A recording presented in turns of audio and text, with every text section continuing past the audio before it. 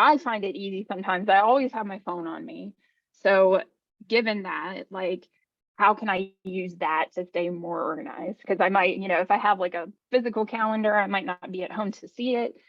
So I like to use the calendar on my phone usually. So we're going to talk about how you can use that, and how you can set that up to sort of help you out if it's a tool that you think might be helpful. I know that the calendar app on iPhones is just called Calendar. And it has really similar features to what we're going to be looking at today. So some of the language might be a little bit different, but the basic steps of things like adding events or doing invitations for events or something like that, that all should be about the same. So this is what we have. This is the built-in app that's going to be on Android phones. And it's going to be real similar, based on what Android phone you have. Okay. So when we open it up with this one, it's going to be linked to an email address, right? So whatever primary email address we have on the phone, that's the one that it's going to be using. So right now, the one that I'm linked to, if we go down to Google, is this Tech Talk test one that we've used for our Tech Talk before. And you'll see there are two things that are checked on here. And these are things that are sort of built in. It's birthdays and it's holidays in the United States. So the holidays in the United States are standardized. They come with the calendar itself. So you can check or uncheck those based on whether you want to see those. Birthdays, if you have birthdays for your contacts listed, like in your contacts for where you have people's phone numbers and stuff, there's a place to list their birthday.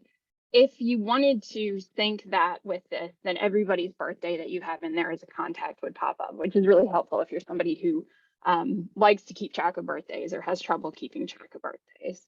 I don't have that. I'm bad about keeping track of people's birthdays. So even though it's checked off, you're not going to see any on there. But that is a good feature if that is something that you like to follow and track. So our basic sort of calendar is going to come to us looking like this. I'm going to leave the holidays on there because I think that's helpful just to know what's a federal holiday. You'll see on here too that today will be highlit. So today's the 20th. So that brings us to the day that we are on right now. So let's say we want to add an event. Okay. So the one I'm going to use for our purposes is the culinary class. Okay.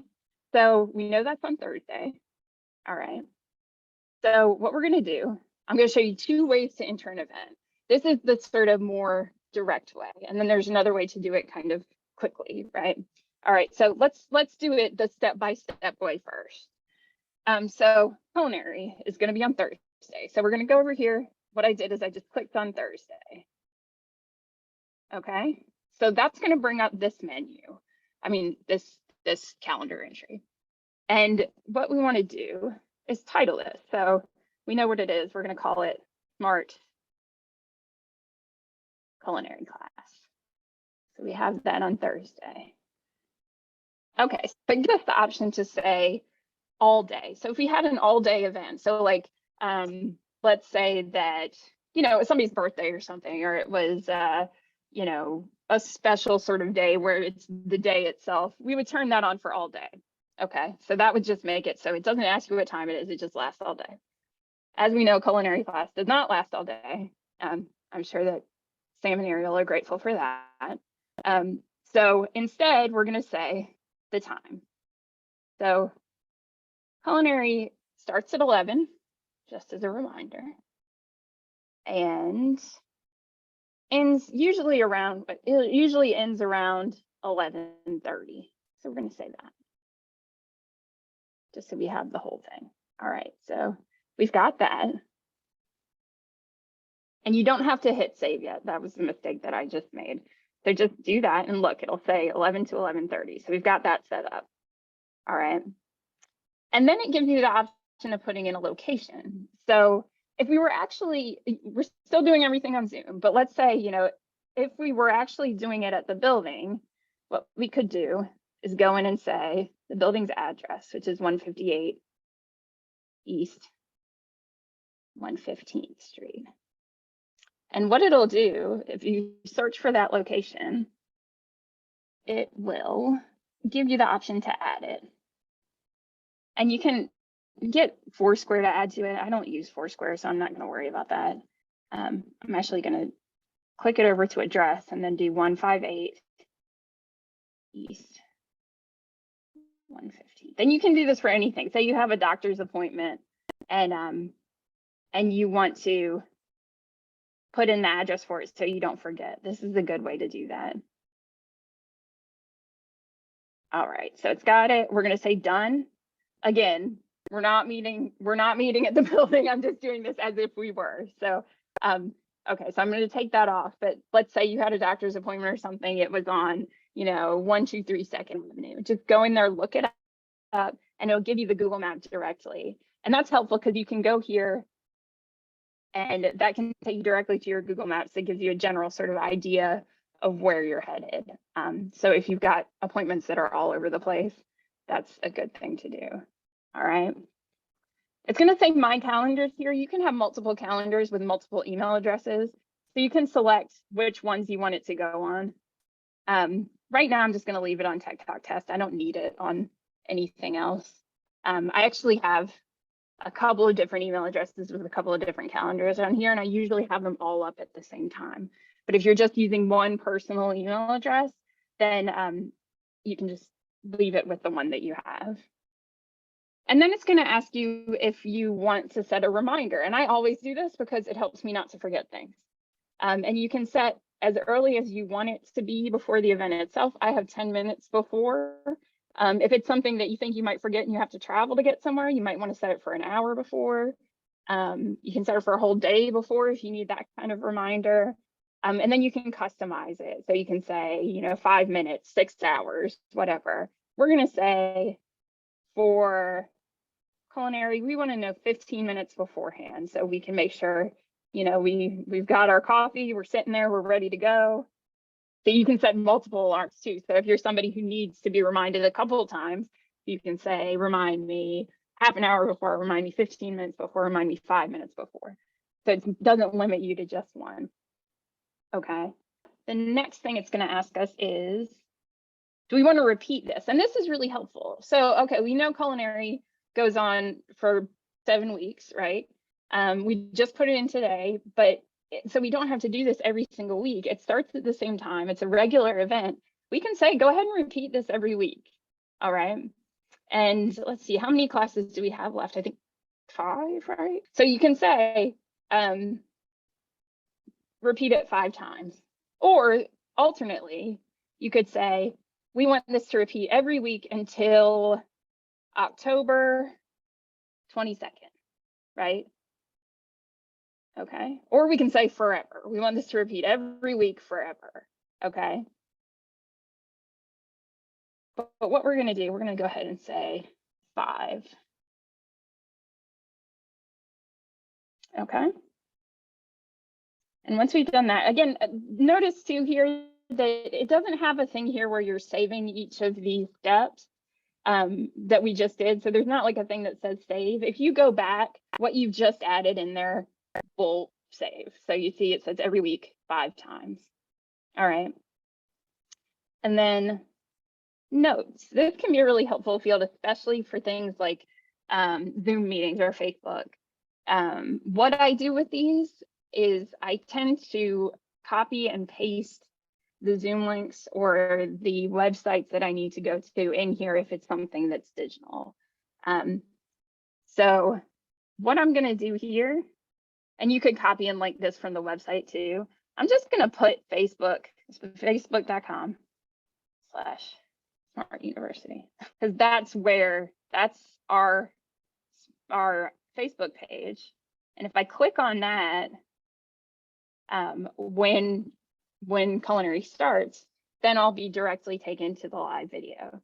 So that will just be a shortcut for me, right? So I'm going to hit save. All right. So what we have here, and then there's a way to invite people as well, but we're not going to talk about that quite yet. We're just going to stay on setting up an event in our own calendar. All right. So what we have is on Thursday from 11 to 11:30, we have the Smart Culinary class.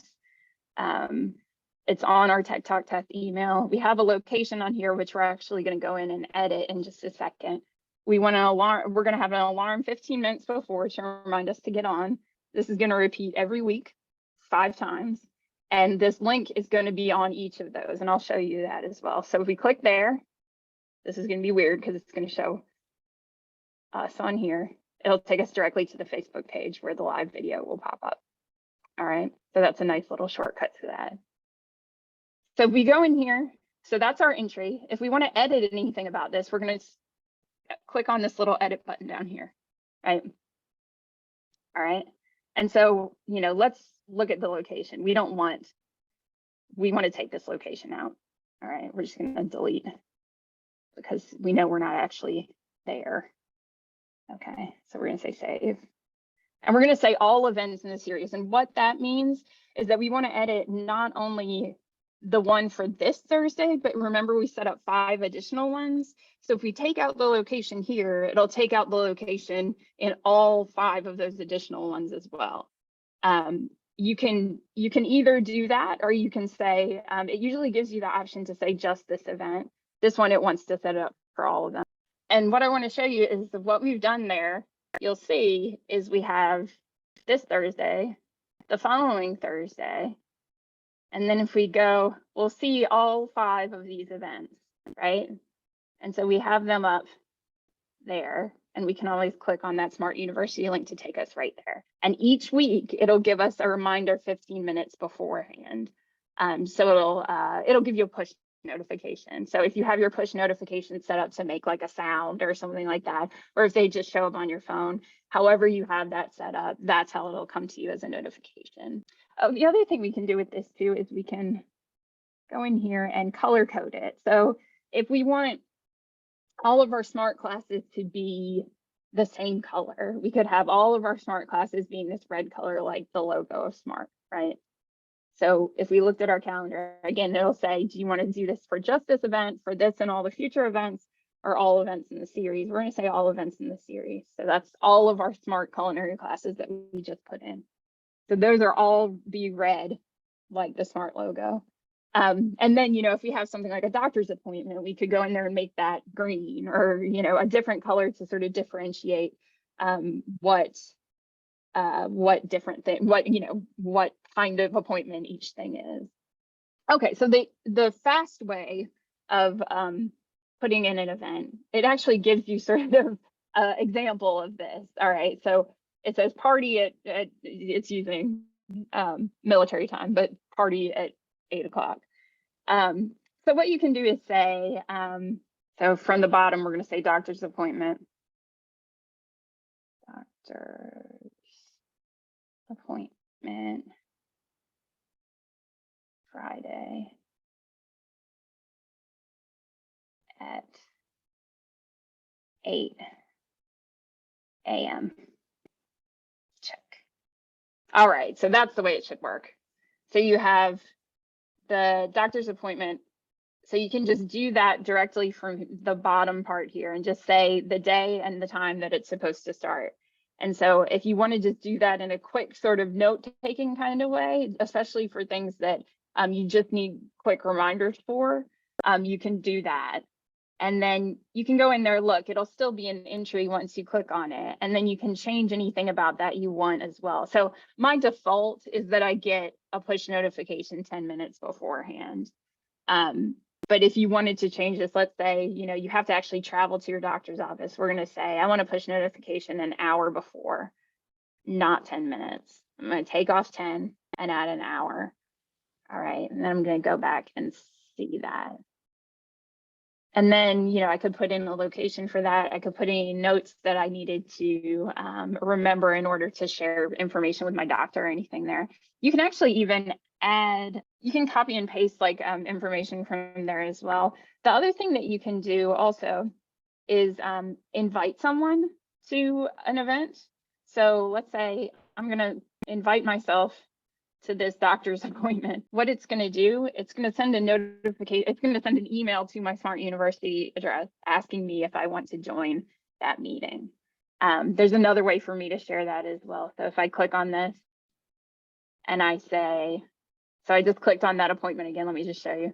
So the doctor's appointment, I'm going to click on it and I can say share. And if you send somebody a calendar file, I don't know what the ICS stands for, something calendar. What that does is it's going to send them a calendar invitation to join that. And if they say yes, it'll show up on their calendar with the sort of notes that you've added as well. Okay, so that's sort of like if you're trying to schedule a meeting with multiple people and you want to invite people, that's one way to do it. But just basic entry of stuff, that's how you do it. I really like that recurring feature because otherwise I'd be going in there. I have a lot of things that happen, you know, every Tuesday we have Tech Talk. I could go in there every week and have to enter it. But if I do the repeated thing through our trimester, then if I've entered it once, I can say, you know, repeat this 6 or 7 times. And then it's just in there for the whole of the trimester. And I'm going to get that notification 10 minutes before every time, which is really helpful for me.